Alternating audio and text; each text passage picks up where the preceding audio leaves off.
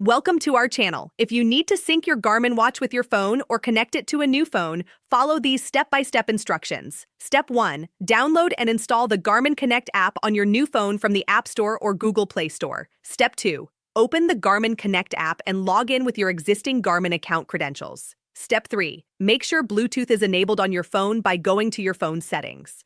Step 4.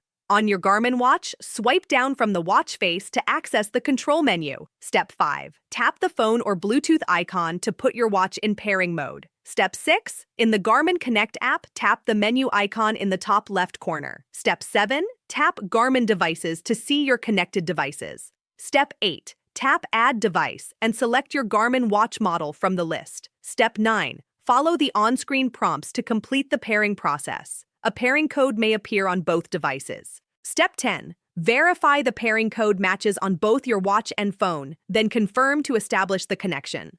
Step 11. Once connected, your watch will automatically sync with the app. Pull down on the main screen to manually sync at any time. Step 12. Enable notifications and other connected features in the app settings to get the most out of your watch. Don't forget to like this video and subscribe to our channel.